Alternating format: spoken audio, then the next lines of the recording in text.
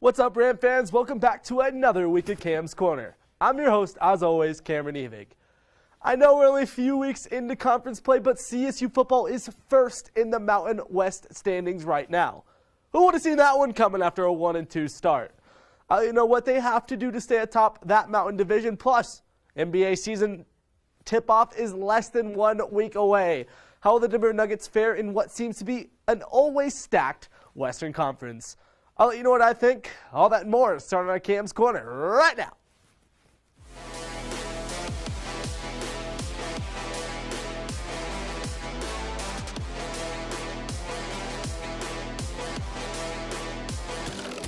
Rams football is coming off a huge conference win over San Jose State last weekend on homecoming. And as I said before, they actually sit atop the Mountain West standings right now. That's crazy. And okay, they are only 1-0, but they'll have a good chance to extend the lead this weekend when they play New Mexico in Lobo territory. Coming into this one, New Mexico is 0-2 in conference play after 2 blowout losses to some of the best teams the conference has year in and year out, Air Force and San Diego State. And to say the least, the Lobos haven't exactly looked impressive this season, and the Rams should be able to start a bit of a win streak come Saturday. They lost to Air Force by 4 touchdowns, and their quarterback had to throw 2 passes. Not to mention, he completed 1 pass, and New Mexico still lost. Now, I guess it's my job to say something positive about New Mexico so it doesn't seem like I'm bashing them, so I guess I'll bring this up. The transfer for Kentucky, Terry Wilson, had some really nice throws this year and has some scrambling ability, but unless CSU catastrophically fumbles this bag, they should improve to 2-0 in conference play. The Lobos haven't beaten the Rams in 10 years, and I do not see that changing come 5 in the evening on Friday. CSU's just way more talented, and University Stadium and its crowd doesn't exactly scare me, to say the least, especially with a team that's struggling. But hey, we'll just have to see how things play out. I know New Mexico badly wants this dub. All right, dribbling things from University Field to the Footprint Center. The Denver Nuggets tip off their season in Phoenix next Wednesday against the defending Western Conference champs that swept them last postseason. And their home opener against the new-look Spurs comes right after that on Friday. So now that Mile High basketball is finally back, how far can they go this NBA season?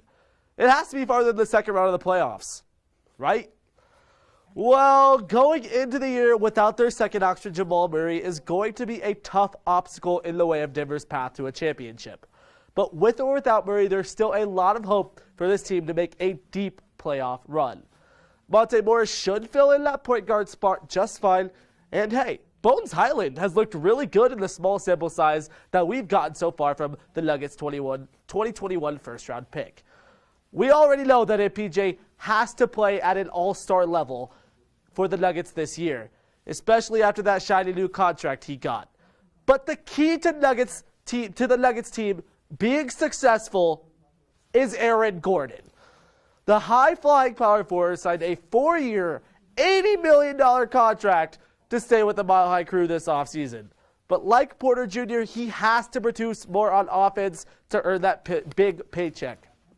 Going 0 for 8 on 3-pointers in the Western Conference semis just is not going to cut it this year. Squads like the Lakers, Mavs, Jazz, and Suns are all really good. But if the big four of MPJ, Murray, Gordon, and of course the defending MVP Nikola Jokic, this Nuggets team could beat anybody. Let's hope for another fun year of Mile High basketball. And now it's finally time to see who our Ram of the week is, and then follow it up with the best play I saw from CSU Sports this week.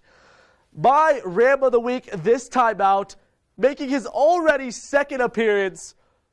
I mean, was there a question? It's got to be my guy, Caden Camper. The CSU specialist has been on fire lately, making his last 11 kicks, with his most impressive one coming on Saturday when he nailed a 52-yarder with ease. Oh, and on top of that, he set a school and conference record going 6 for 6 against the Spartans. He's also second in the nation in field goals per game. After starting the season out 1-4, this guy really bounced back. I literally couldn't have picked anybody else for Ram of the Week. And speaking of the gridiron, the play of the week also comes from CSU football. But this time, it's from the duo of Todd Centeio and Ty McCulloch.